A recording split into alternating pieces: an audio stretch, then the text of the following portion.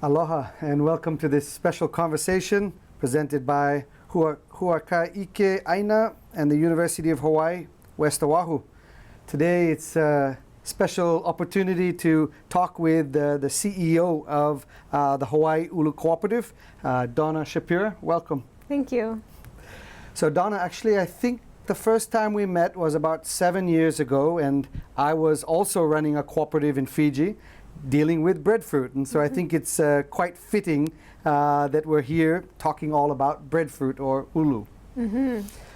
So we've started 2026, Dana, and I know that this is a big year for you guys. You're celebrating 10 years as a cooperative, and I saw a great infographic that you put out celebrating some of the achievements. I was wondering if you could just tell us a little bit about what has been achieved over the last 10 years. Thanks, Kyle. Great to be here with you. You know, the co-op started in 2016, so 10 years ago, with 9 founding farmer members from all around Hawaii Island. And over the last almost 10 years, we've grown to, by last count, I saw 216 farmers across 4 islands. So in addition to Hawaii Island, we now have farmers on Maui, Oahu, and Kauai.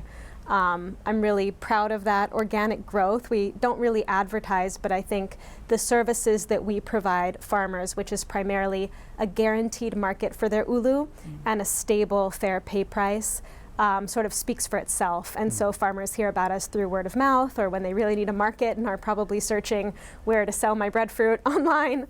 And it's just great to see the growth in membership. Another metric that I'm proud of is just the poundage of Hawaii-grown staple crops that we've aggregated and bought from our farmers. It's going to surpass 3 million pounds over the next couple of months. We're almost there. And you know, Hawaii imports the vast majority of its staple starches. Over 99% of our staple foods are imported, mostly rice, wheat, and potatoes. So even though we're not moving the needle too much yet, I think it's a good start, and I'm happy to see the needle moving at least toward increased staple food production locally. That's fantastic. Yeah, we tend to gloss over, but 215 farmers having a market, that's a big achievement, and those tonnage. So tell us a little bit, Dana, about why the cooperative structure is appropriate for Hawaii and for things like ulu, how it can enable this kind of increase in sales and market outlets.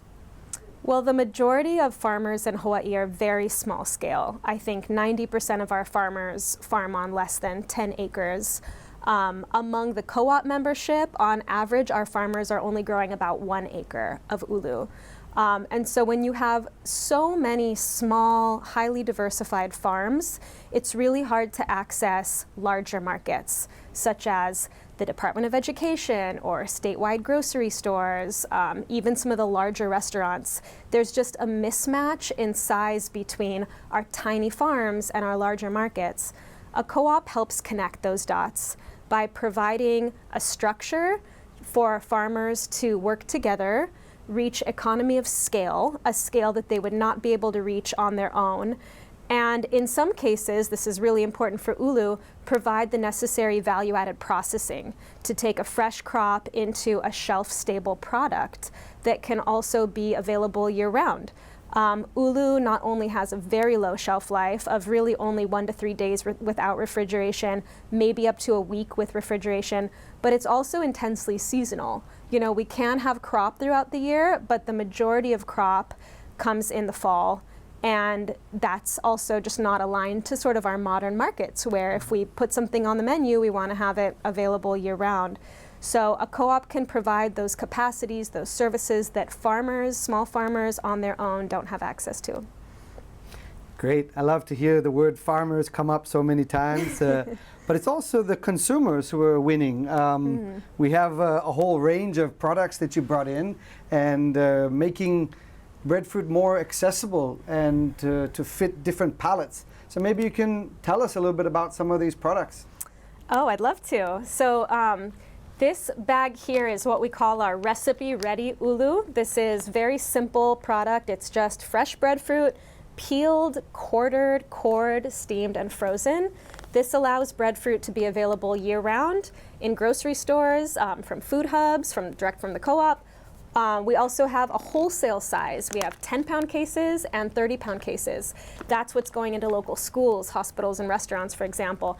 And we do this same minimal processing with several other local staple crops: sweet potato, uala, kalo, taro, and palaʻai, or winter squash. So we sort of have a line now of locally grown starches.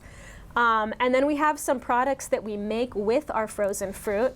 We have an ulu chocolate mousse, which is made with the ripe breadfruit. Ulu is a starch, but it's a fruit, so it goes through a whole ripening process. So the ripe ulu is blended with coconut milk, dark chocolate, honey, and a touch of sea salt, pa'akai, and it's a delicious dessert. And we also have an ulu inamona macnut hummus, which is also delicious, ready to eat. These are all made at our Kona facility. It's called the Honalo Marshalling Yard. It's a facility that's owned by the Department of Agriculture and Biosecurity. We lease it from them. We have a second facility in HIʻA where we make ulu flour and ulu flour-based mixes like this pancake mix. So this is a gluten-free, local ulu is the first ingredient, really easy to use pancake mix. These products are all made by the co-op, but we also partner with other local makers who use our products as ingredients. And so these products over here just spotlight some of our partners. We have an ulu granola made on Maui, ulu cupcake and fry mix made on Oahu, and these new ulu blueberry and honey animal crackers made by Diamond Bakery on Oahu. Those were designed specifically with preschool kids in mind. Through a collaboration with Kamehameha Schools. So we make about 40 SKUs at our own facilities, but many more products are possible by partnering with other Hawaii manufacturers, which is really exciting to see the ulu value chain evolve and diversify in so many branches that we couldn't have imagined. Yeah, oh, I love it. And I love all of these products. I think one thing I'm curious about is, you know, this is 10 years on, which is a lot of products even in 10 years. But was there any big surprises when you guys started 10 years ago? And I think that the product line was pretty simple, if I recall. Was there any big surprises about what people wanted to eat, or things that were easier or harder to market? I don't think that I, at least, anticipated diversifying our crop mix. So we started with a really clear mission that all the founding farmers felt passionate about, which was the need to revitalize ulu as a viable crop and dietary staple in Hawaii. So that's a pretty ulu-centric mission. Our vision is a bit broader. Our vision is a thriving cooperative that sustains and uplifts producers, consumers, and society as a whole. And I think that that's where our co-crops, as we call all crops that are not ulu, fits into. Because the reality is, our farmers are not monocropping ulu, nor would we want them to. They're highly diversified. That makes for a more resilient farm that is more sustainable. And the co-op, in turn, needs to reflect some of the diversity of our farmers' production systems. At the same time, as I mentioned, ulu is seasonal. Even though some fruit will be available throughout the year, especially when working with over 200 farmers from around Hawaii who are in different microclimates, there is still definitely a high and a low, a very stark high and a low. And therefore, it really does benefit the co-op business as much as the farmers' businesses to have something to do, some crop to process in the off-season. You know, it allows us to keep our staff employed year-round, for example, to cover our facility operating costs, and to offer more products to the community. So that is, you know, in hindsight, I'm surprised that we never thought about diversification, and it did actually come pretty quickly. I think within 2 years, we were not just processing ulu or purchasing ulu, but that's not something that we thought of in the very beginning. I love how many times you've said the word farmer. And I think that this is fantastic because a cooperative is owned by farmers, your cooperative, and it's for farmers. And I think maybe this model is so important, and it seems, as you just said, to influence the decision making. Your decision making to diversify wasn't because of all these market opportunities, but because your farmers had these other products. Can you tell us a little bit more about how our food systems and kind of food corporations don't usually put farmers at the center, and why this cooperative model is so important in that regard? Well, the food system is, of course, made up of many different stakeholders. We have our farmers in every food system, but then you have processors, distributors, stores, wholesalers sometimes. The list can really get quite long between farm and market. And there's a reason for all those roles to exist, right? They all do play an important role. A farmer cannot necessarily process their crops, store it, distribute it, market it, etc. However, when you have a lot of players in the middle between farmers and consumers who are not farmer-centric or focused on ensuring that farmers benefit, farmers often get squeezed because they have the least power in the value chain, especially when dealing with many small farmers who are not organized. Each individual farmer doesn't have a whole lot of power to push back against a distributor, processor, or wholesaler who may be telling them that they have to reduce their prices by 10%, 20%. And so having, a middle of the supply chain partner who is entirely focused on uplifting farmers, on empowering them, and on making sure that they benefit at least enough to stay in business and keep their farm going to the next generation, that's a real gift to farmers. It's something that's hard to come by, and it's something that's so important if we want to support our farmers in thriving, in making a living, and in being able to keep farming at the end of the day.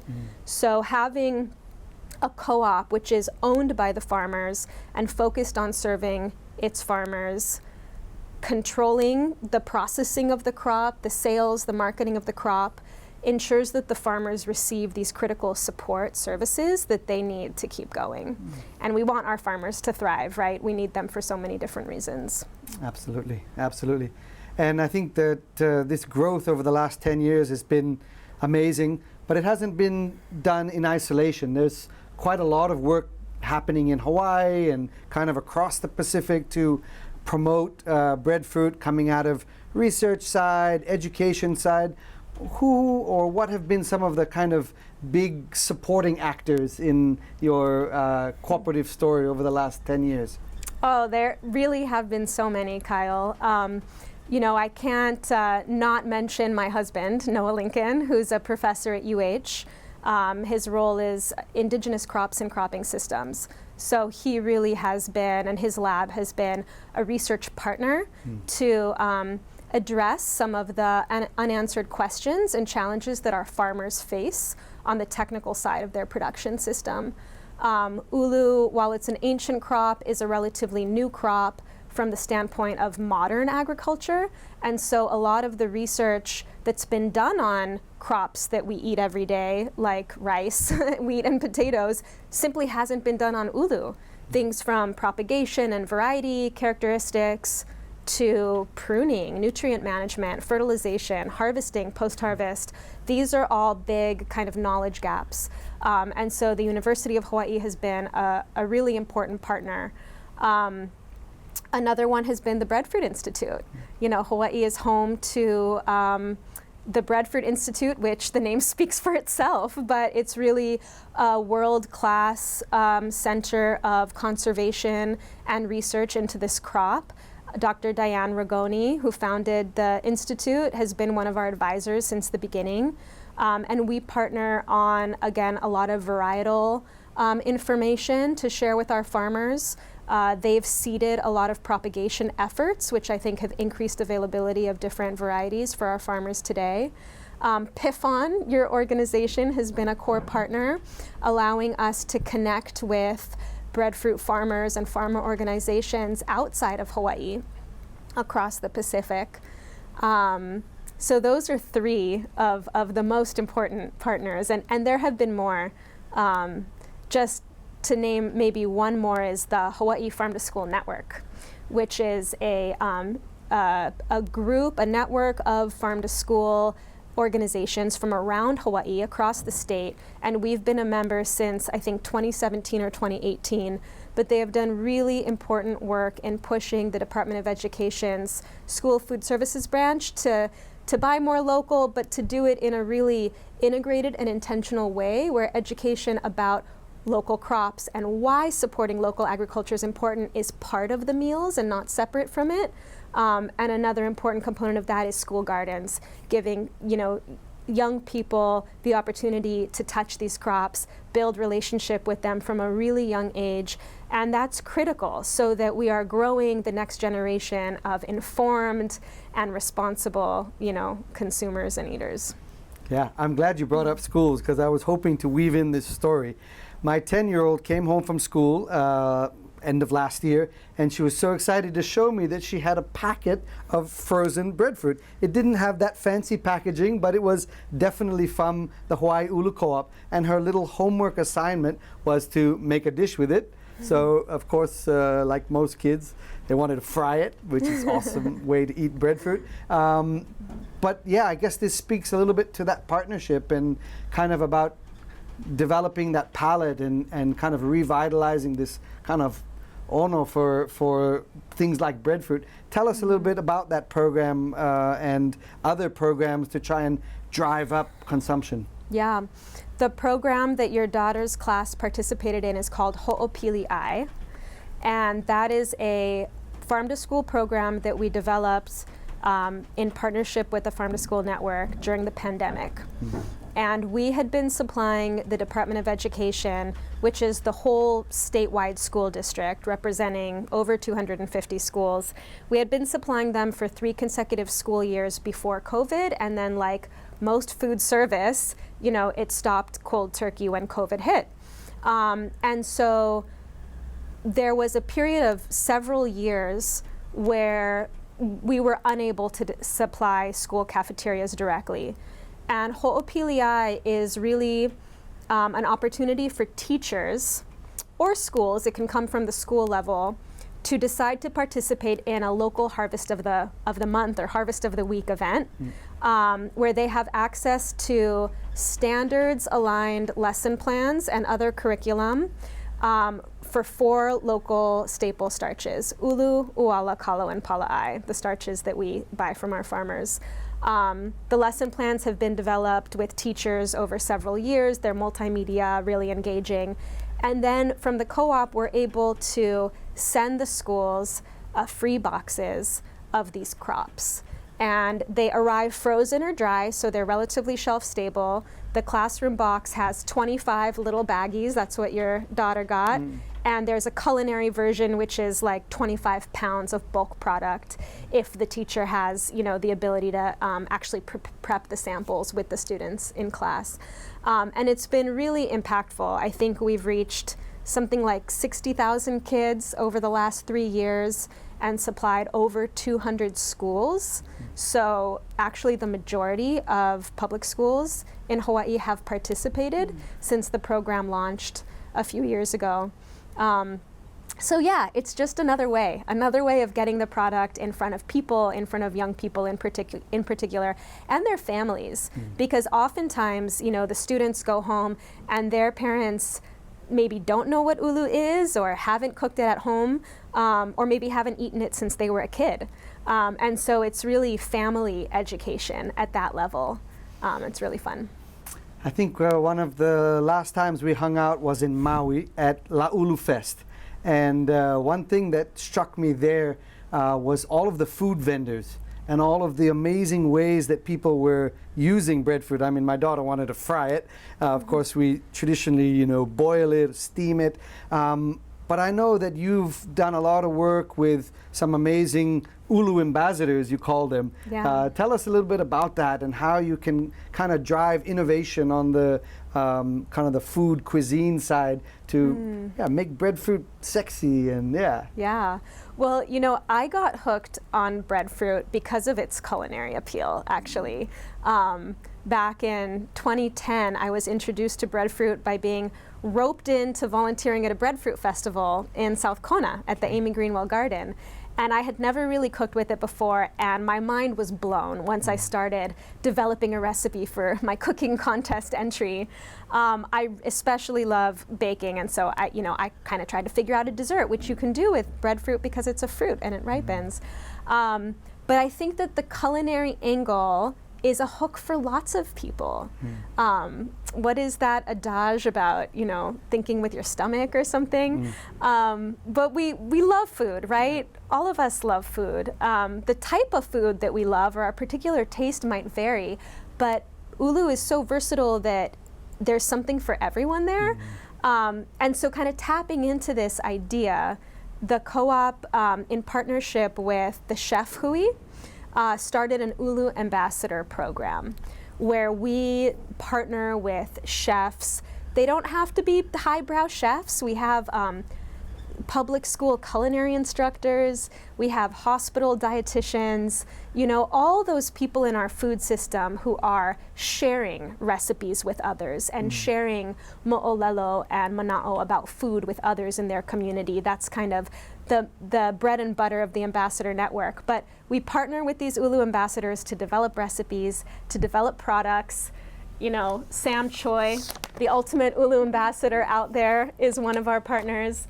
And so these people are really championing the cause and creating new, innovative, sometimes traditional, family recipes, but always mouth-watering and appealing to their community. And it's important to have this be a group effort because Hawaii is such a diverse place. People are meeting ulu from so many different points in their life. And so having this diversity of ambassadors who can reach different audiences is really important. It's great. Yeah, so we've been talking about the last 10 years kind of being farmer-centric, grounded in research and making sure that the farmers get an equal share, an equal price, creating markets, stimulating our palates and bellies. So what about the next 10 years? What does the next 10 years look like? Where does the cooperative see itself 10 years from now?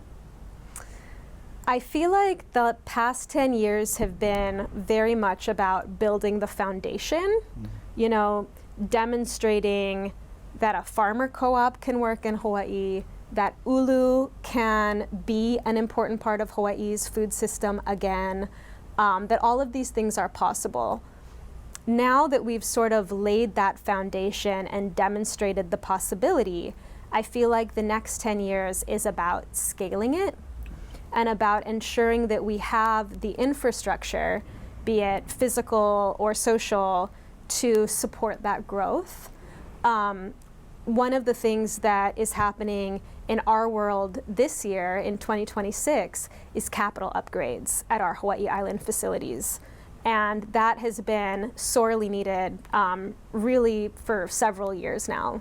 And so we're expanding our commercial kitchen space, our aggregation space, our cold storage that will enable us to get larger equipment, to become more efficient, to provide higher quality jobs for our staff, to become more specialized. All these things will help us to buy our farmers increasing volume of crop, first of all, because ulu is a tree, and trees do not fruit the year after you plant them, like annual staples. Trees take at least 5 years, and ulu's no exception. And so our farmers have planted a lot of trees in the last few years. I think when we started with the 9 founding farmers, we had around 2,000 trees. Not all those trees made it, which happens with ulu just like everything else. I think there's sometimes a misconception that you can plant ulu, walk away, and do nothing. You actually do need to care for it, steward it, protect it from pigs, cut the grass, and so forth. But, you know, even though not all those trees made it, the co-op today has almost 8,000 trees. And so there's been a tremendous increase in just planting efforts. Our farmers are excited, they are motivated, they want to contribute even more to local food security. And so a big reason why these upgrades are so exciting is they will ensure that we can buy the increased volume from our farmers. Speaking of volumes, right now we're at about 600,000 pounds a year, combined all of our crops. And in 10 years, we expect to be at 2 million pounds. Fantastic. So almost, you know, more than a doubling of production. And there's a lot to do to ensure that comes to fruition, and that's kind of going to be our focus for the next few years. Yeah, fantastic. We say 2,000 pounds, but just what that translates to income in the farmer's pocket, and, you know, supporting people to live in rural spaces, to earn a living from the land. This is a powerful vehicle, thing like the Ulu Co-op, and so I'm so glad that we could have this discussion.